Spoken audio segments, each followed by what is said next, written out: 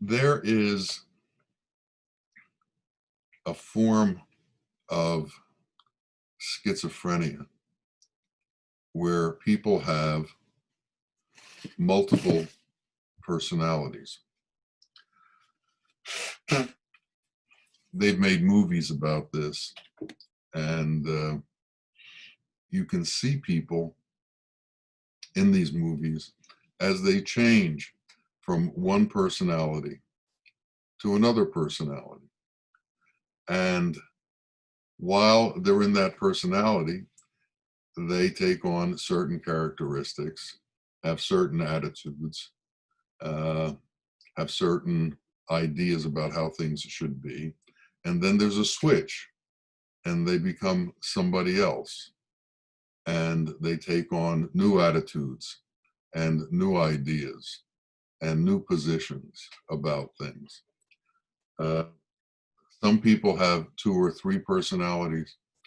There've been reports of some people who have had 30 or even more personalities.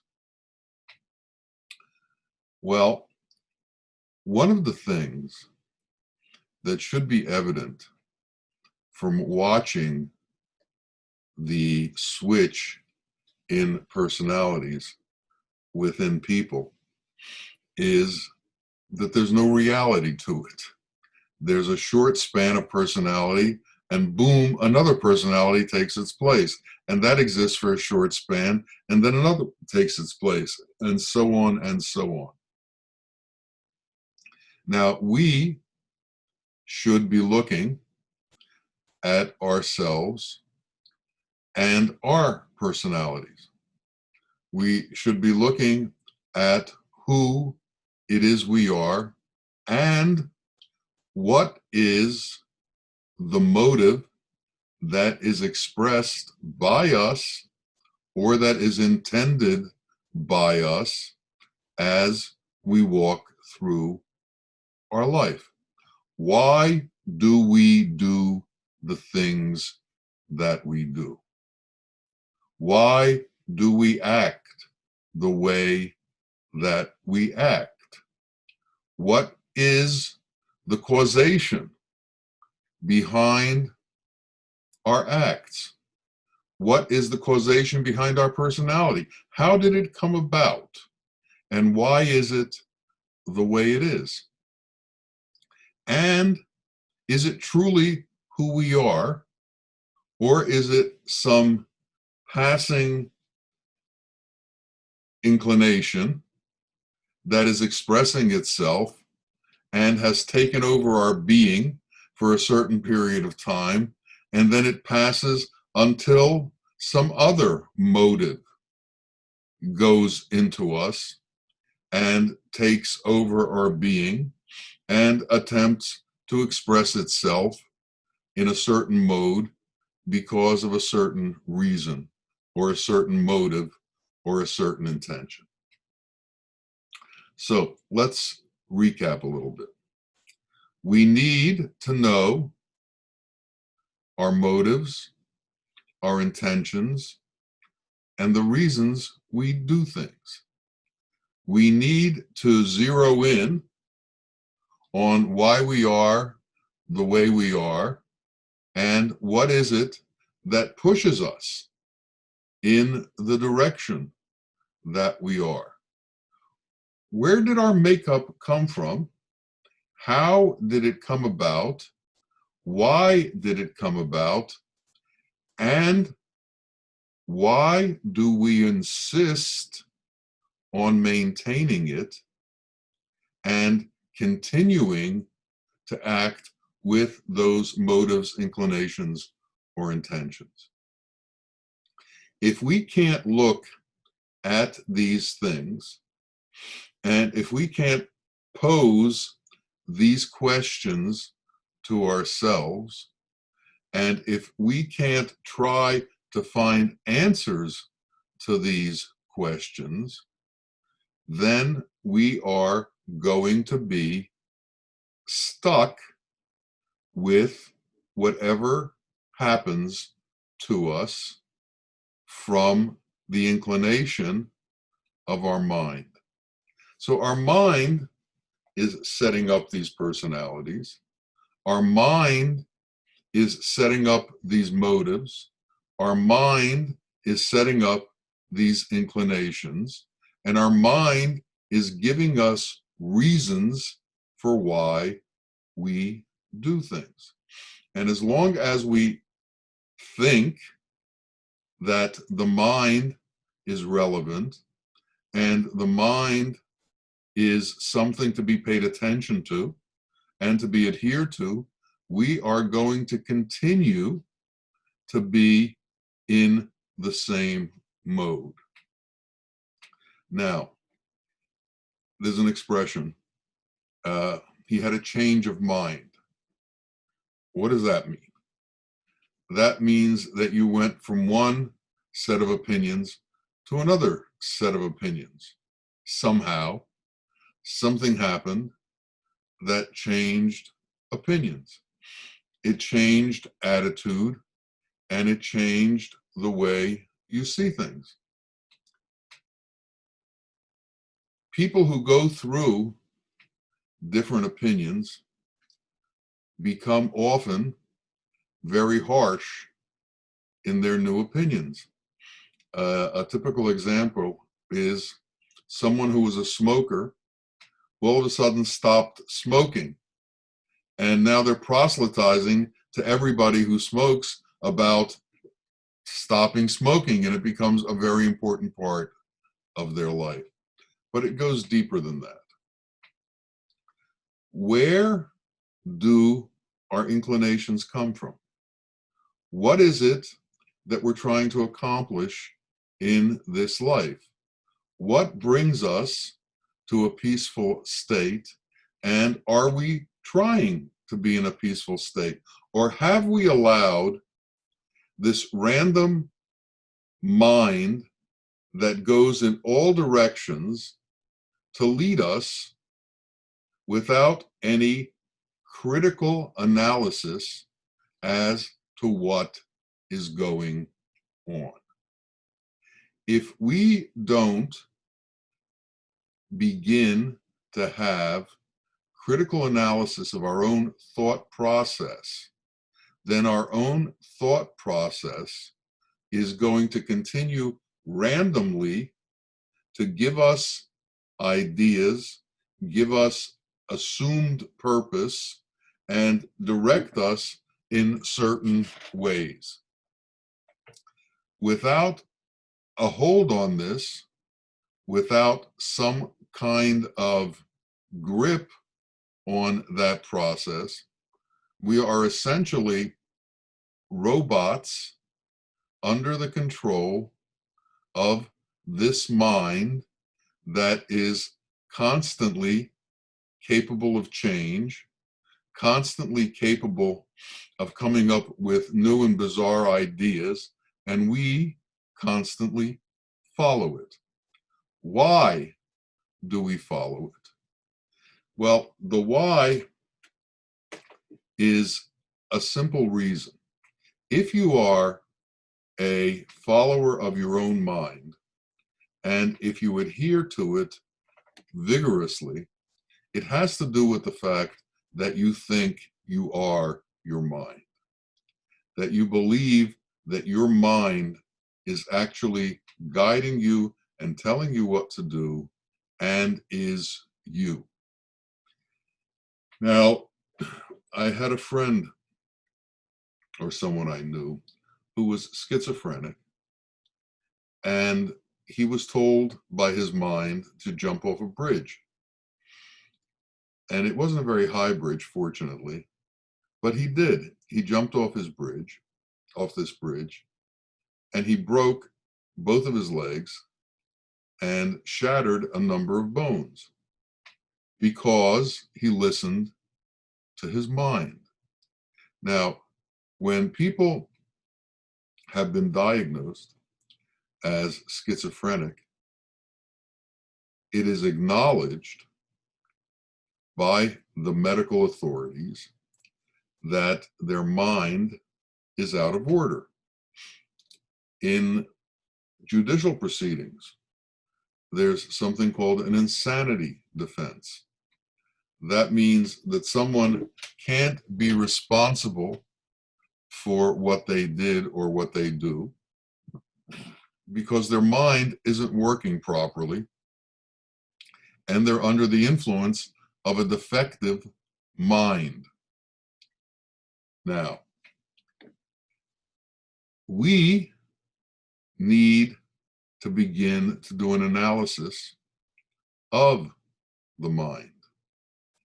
And we need to begin to understand how it works and what its intentions are. Now, everybody's mind works a little differently. Everybody's intentions are a little different. Our ideas about how things should be are formed based on our culture, based on our religion, based on our parents, based on our language, based on the part of the world that we're brought up in, based on what we believe our needs are, and based on what we have to do to accomplish what it is we're seeking to do. To get a grip on things, we have to do a basic analysis. What's the reason for our being? Why are we in this existence? The non-thinking person acts in the same way that the animal acts. The reason we are is to eat and sleep, procreate, create shelter, and protect ourselves. There are transcendent qualities beyond that. There is consciousness that goes beyond that. The lower self is described within Arabic terminology as the nafs amara, the animal soul, or the animal inclination, or the animal state of being. And this is the lower level of consciousness. When we act like animals, we are in the lower level of consciousness. So, is it possible to transcend the lower level of consciousness? Is it possible to go beyond that? Well, the answer is maybe.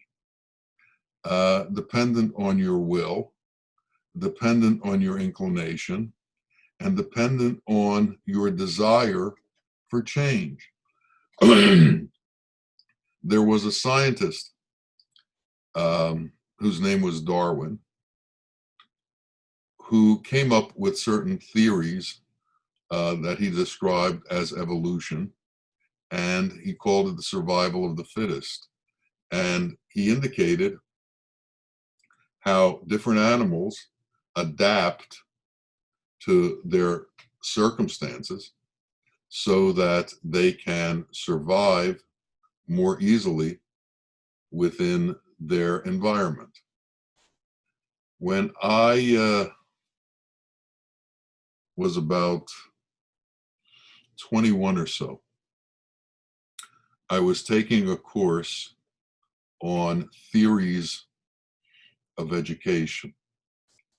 And the program, part of the program, was that each student in the class was given a certain theory of education or a certain theory of the way things are, and was supposed to do a presentation of it before the class. And this one young lady was given the theory of the survival of the fittest.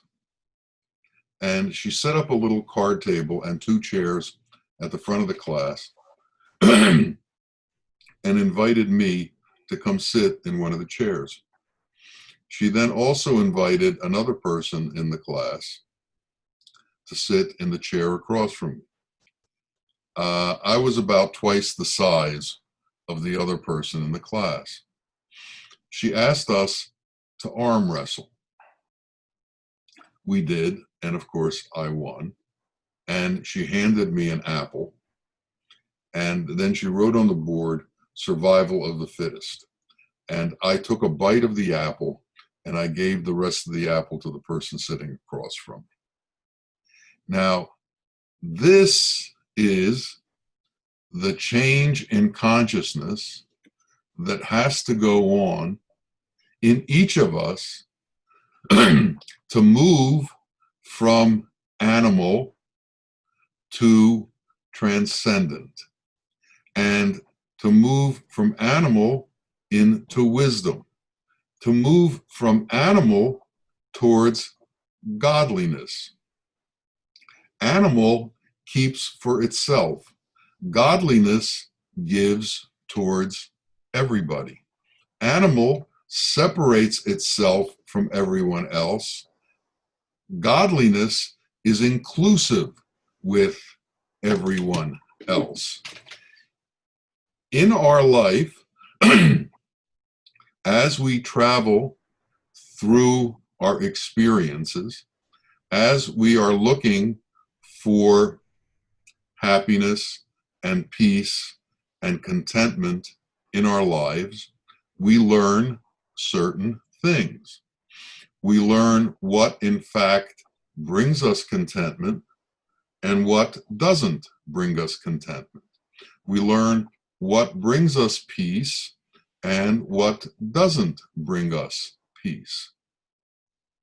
And we have to concentrate on this and become really aware of it and not be fooled by external surroundings. When is it that we are truly at peace within ourselves? When have we become so centered that we are in the middle of the universe, that we are at the apex of things, at the fulcrum of things, at the point where we are involved with everything and yet are capable of being still and profound?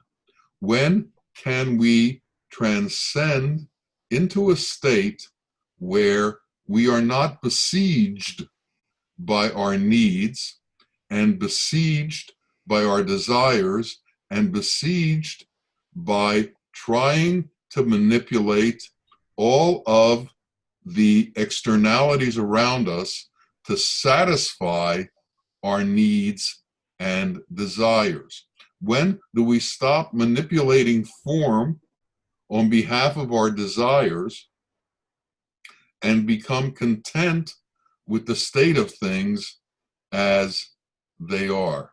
When can we learn to give as opposed to constantly need? When can we learn to enter into the transcendent qualities that the Creator has, who is constantly in a giving mode? Now, we understand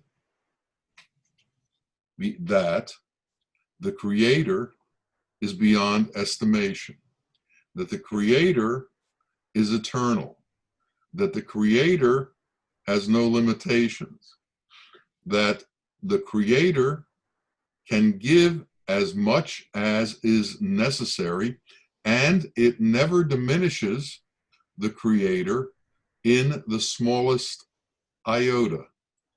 He cannot be diminished no matter what and or how much he gives. Now,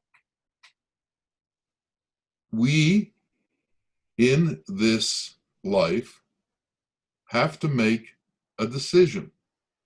Do we stay within the animal plane of existence, which is acquiring and consuming, or do we enter into a transcendent plane of existence where we no longer are subject to our desires and our needs, but are empathetic with all of existence so that we understand others' needs, others' desires, and are in a mode to attempt to help others and to do on behalf of others.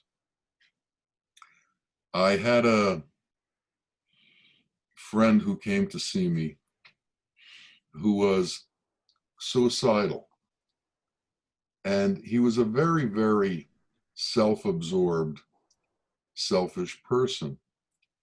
And he asked me if there was anything that he could do in order to change the way he was and to change his nature. And I said, you have to get involved in some kind of methodology where you are doing things on behalf of other people without expecting anything in return. You have to learn how to give. And when you learn how to give, you take the onus off the needs of the self and you begin to think differently. It frees you from the trap that you've laid for yourself, which is to be trapped within yourself, as if you were all that there is. And when we trap ourselves within ourselves, when we encapsulate ourselves, when we are fenced in by our needs and desires, when we are trapped within our own mindsets and our own ideas, we find that there is great despair because it becomes evident to us we can't fulfill these needs. We can't fulfill these desires. We're stuck in a very real way trying to accomplish something that doesn't seem to be possible. Somehow, there's never enough when our needs are all consumptive of who we are, when our needs are the most important thing in our existence. There's no satisfying them. And we find that out very quickly. We find that there's no satisfaction in trying to supply our needs. Yet, many people spend their entire life doing just that. There is never an end to it. The millionaire doesn't stop at 1 million or 2 million or 10 million. He continues. He wants to become a billionaire. And then he starts protecting what he has. So we're in this constant struggle to consume, to accumulate, and to protect. We're at a place where there's constant fear. Fear of not having enough, fear of losing what we have, fear of not being able to satisfy our needs. But as we decrease our needs, as we let go of our needs, as we let go of our desires, as we become disattached from the elemental world and the elemental interaction of ourselves and what's outside of us, and find that there is a place inside of us that is peaceful and content, we begin to change. But in order to do it, we have to give certain things up. If desire creates a wall around you, then you're fenced in by that wall. But if you let go of desire and that wall disappears, you can go a little further. You can step a little further. You can enter places where you've never been before. But while you're trapped in desire, you can't go beyond desire. If you imagine what God is like, you've created a wall between you and God because your imagination holds you in place. Never underestimate the ability of your mind to hold you in place. Never underestimate the ability of your mind to stop your progress. Never underestimate how strong your mind is when it comes to veiling you from the truth. So, one of the things we have to stop believing in is we have to stop believing in our mind.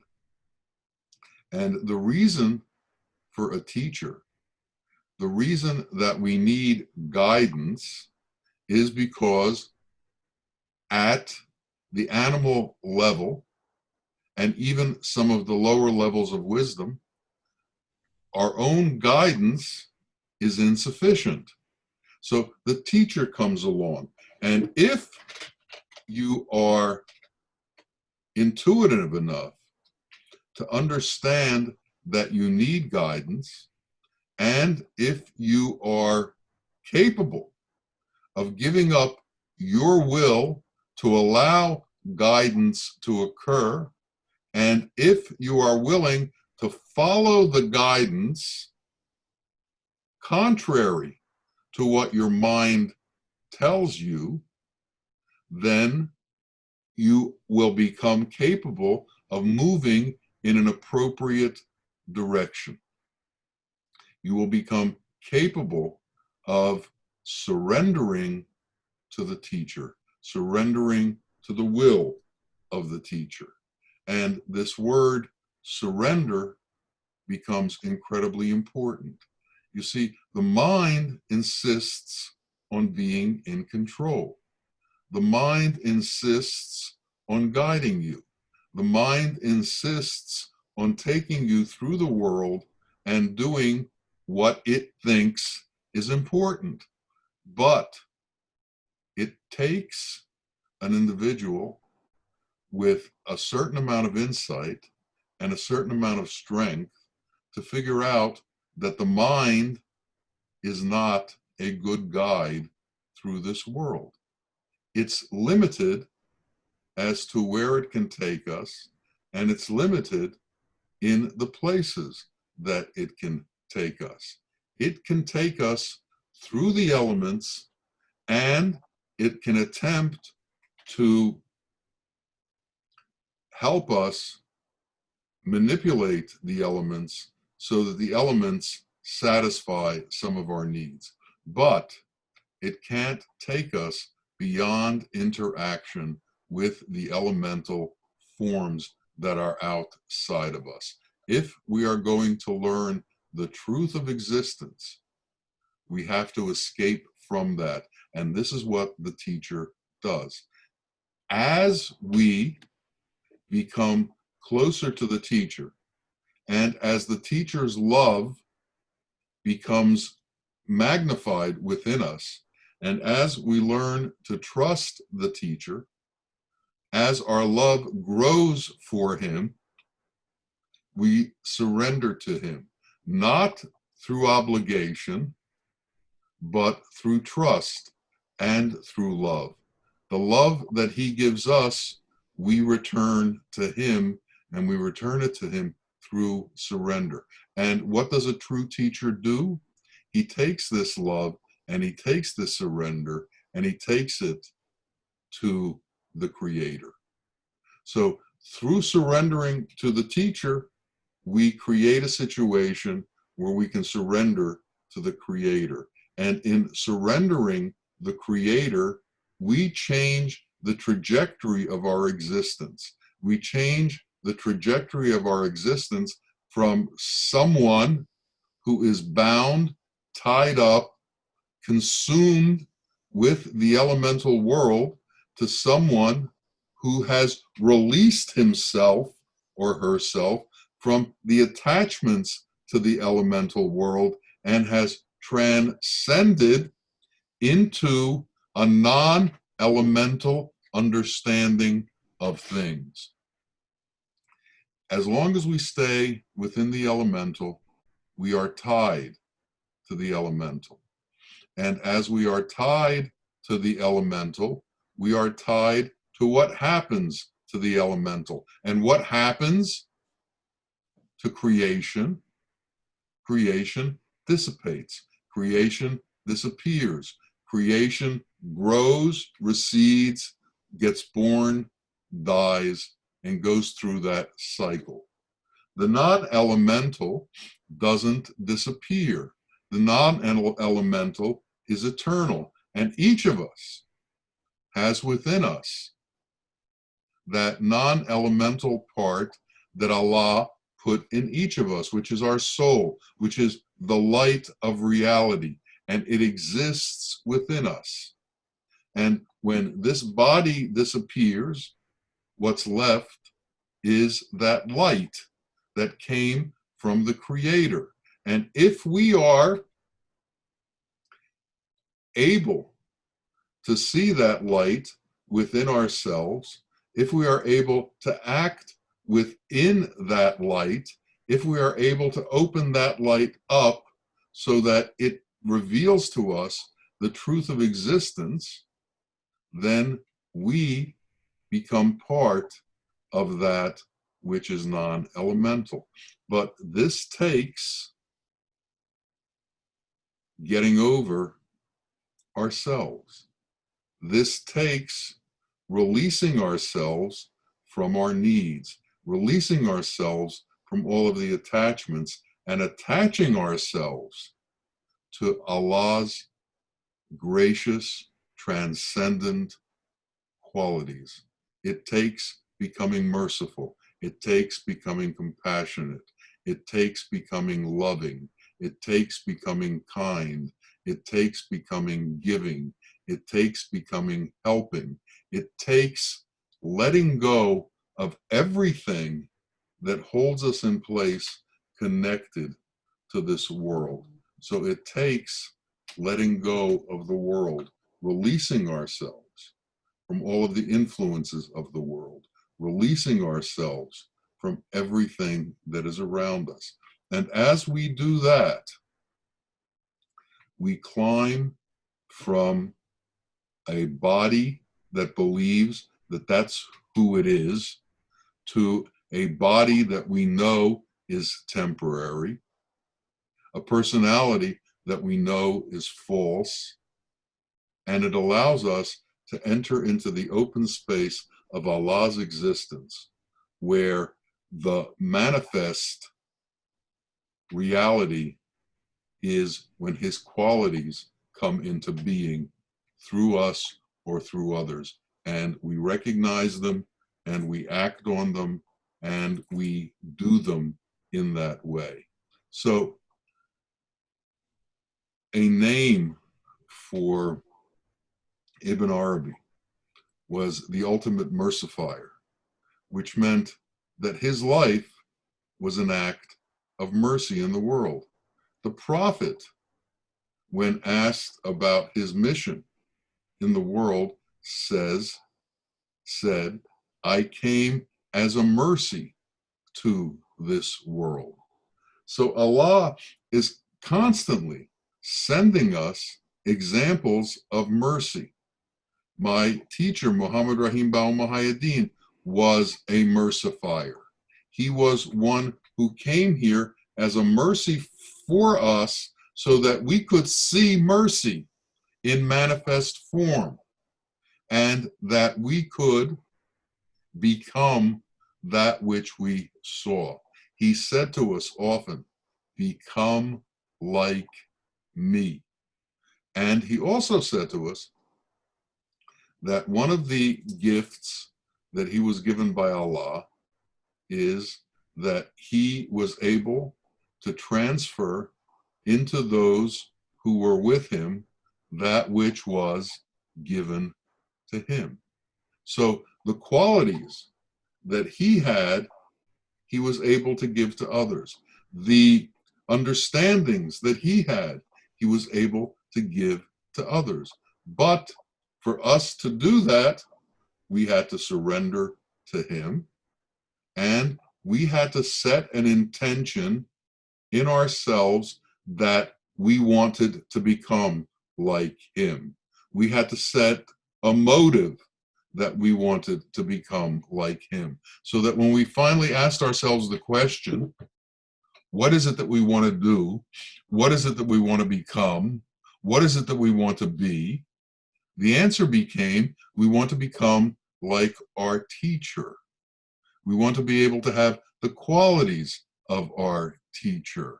We want to be able to go from the animal nature to the transcendent nature of mercy and God's non-elemental qualities. So we want to go from the coarse elemental life that we lead into the life of light, the transcendent light, the transcendent life with Allah, wherein man disappears because Allah is, in fact, all there is. So, as Rumi said, you are not a drop in the ocean. You are the entire ocean in a drop. And that's who each of us are. We're all of it. And we're right here. Can you believe it? Can you get over the fact that your mind tries to separate you and insists that you are separate? As long as we trust the mind and trust its inclination, we will be lost. We will stay in an animal existence. That's the nature of the mind. We need to bypass it. As I've explained before, when the dervishes whirl, they tilt their head to the side and create an axis. And that axis goes from the heaven to the earth through their heart, bypassing the mind. It doesn't go through the mind, because if it did, the mind would alter it. So in order to see the truth, we can't look at it with the mind. We have to look at it with the heart. We have to open up our heart towards the truth, and we can't let the mind influence our perception of the truth. This is the truth of the work. Separate ourselves from the elemental. So it's no longer me and whatever's outside of me. It's me as part of everything, and everything is part of me. La ilaha illallah. I do not exist. This animal being doesn't exist. This animal body doesn't exist. This animal body will disappear. And all that's going to be left is the truth and the non-elemental understanding that everything is of Allah and everything is one. The scientists have done some experiments where they've come up with facts that your elemental body is really quite beyond what you think it is. The electrons in an atom may go to Mars and back before they make their full round, even though it all looks like it's right here. Let's not worry about scientific explanations. Let's believe in what we experienced. When our teacher was with us, we were in the midst of a mystical experience. We lived a mystical experience. Once a translator was talking to Bawa, and the translator said to him, These people all come in here with their dreams and their mystical experiences. I don't have any. And he looked at her and he said, you have me, don't you? And that's what needs to be understood. We lived with a mystical experience. We are mystical experiences. Allow it to happen for you. Believe in it. Believe that you can escape from all of the limitations that your mind places on you, and that you can enter into this transcendent light of the Creator. May that become our truth. May that become something we can hold on to. May that become something we all believe and transcend into. Ameen, Ameen, Ya Rabbil Alameen. Assalamu alaikum wa rahmatullahi wa barakatuh.